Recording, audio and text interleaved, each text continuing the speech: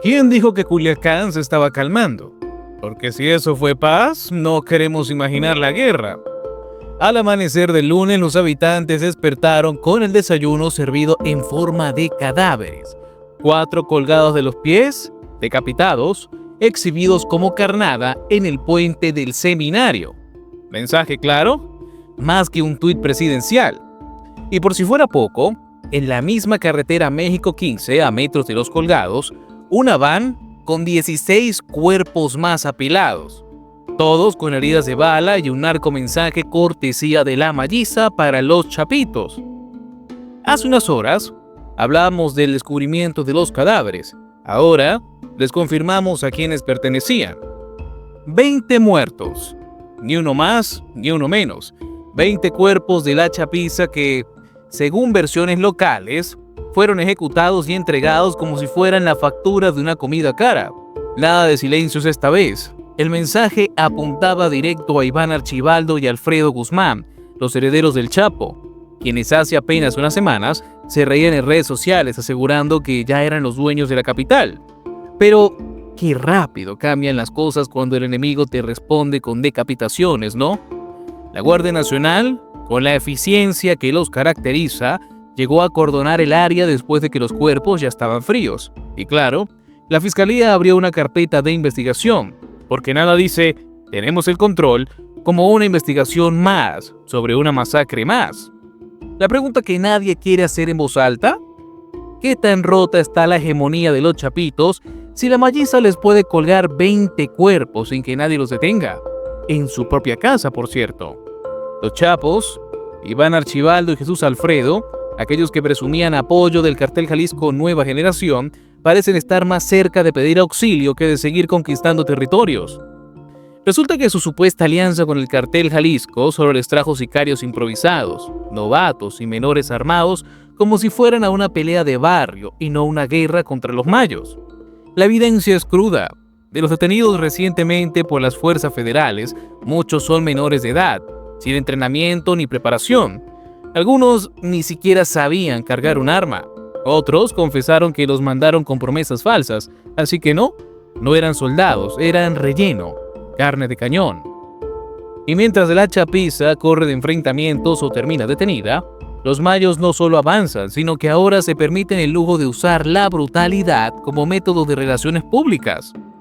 4 colgados, 16 apilados. Eso no es solo violencia, es una cachetada sangrienta con destinatario claro: Iván y Alfredo. Pero no todo es sangre, hay estrategia, y eso es lo que más debería preocuparle a los Guzmán, que la Malliza no está disparando al azar, está eligiendo el momento, el lugar y el número de cadáveres para mandar un mensaje que no se puede borrar con una historia en Instagram. Y si lo que sigue es la reacción de los chapitos, más vale que no sea solo un video con armas largas y camionetas blindadas, porque la credibilidad en este mundo se mide en muertos y los últimos 20 no estaban del lado correcto de la balanza. Además, el supuesto control que presumían ya se ve más como arrogancia infantil.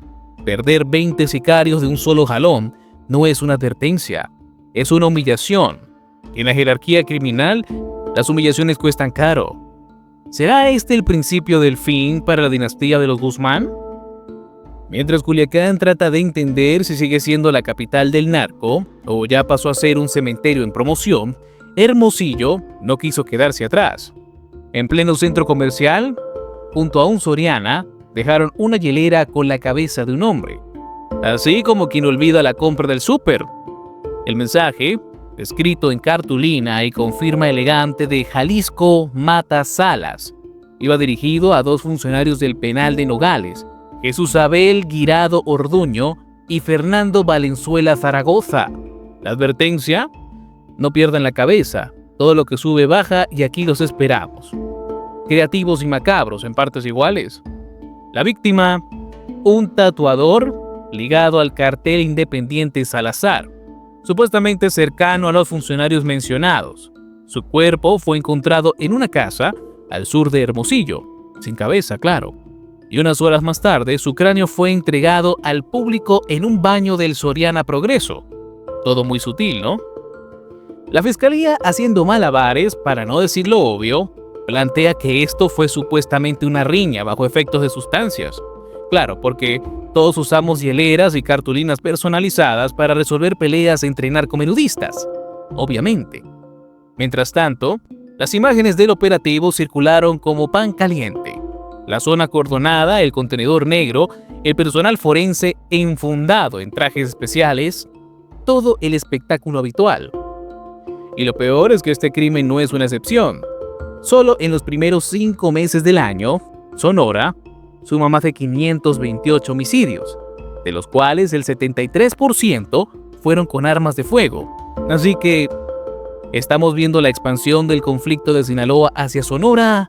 ¿O simplemente es otra evidencia de que ya no hay estados menos calientes? Los centros comerciales, esos lugares que antes significaban rutina y compras, ahora son pizarras públicas del crimen organizado. Lo de Hermosillo no es solo un acto de violencia, es una muestra de poder. Cuando pueden dejar una cabeza en el baño de un Soriana, sin miedo a ser atrapados, el mensaje no solo va a los funcionarios, va para todos. Y es que cada vez es más común ver cómo los narcos utilizan espacios cotidianos para sembrar el miedo. Las casas, las avenidas, las plazas, todo es territorio si nadie lo protege. Las autoridades aseguran que ya investigan y que todo avanza conforme al protocolo, como si el protocolo tuviera algún valor cuando ya hay cuerpos repartidos entre refrigeradores y camionetas.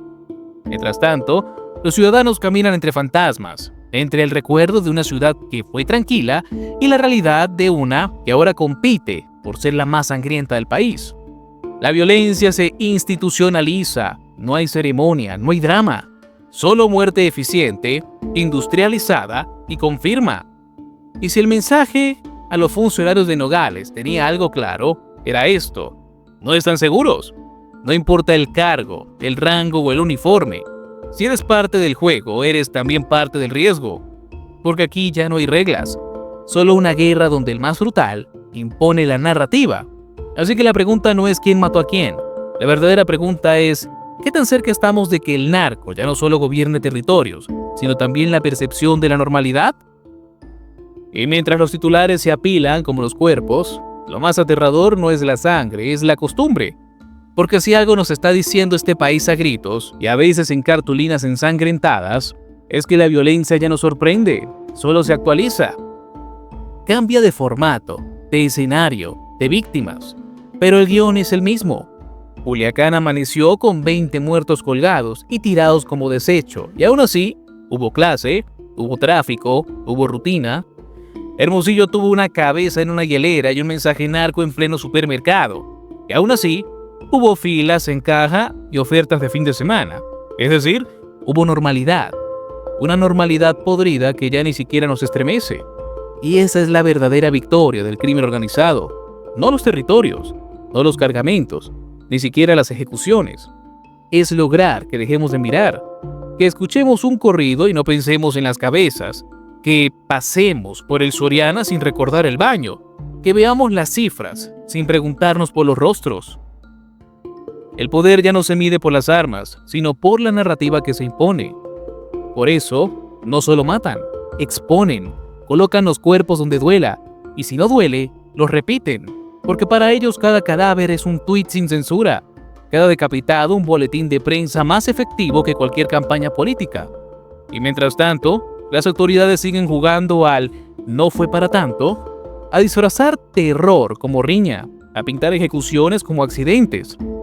Nos acostumbramos, pero el silencio también mata. Entonces, la pregunta que queda no es quién ganó este enfrentamiento ni cuántos cayeron. Es otra mucho más incómoda. ¿Cuándo dejamos de sentir que esto era inaceptable? Y si esa pregunta ya no incomoda, si apenas nos remueve algo, entonces, tal vez el país no está perdiendo la guerra contra el narco. Tal vez ya la perdió. Y lo más grave es que ni siquiera lo notamos. Si te gustan nuestras investigaciones, te invitamos a ver más de ellas en nuestro canal. Subimos contenido diariamente. Recuerda que somos Nación y Frontera y estamos aquí para traerte la verdad.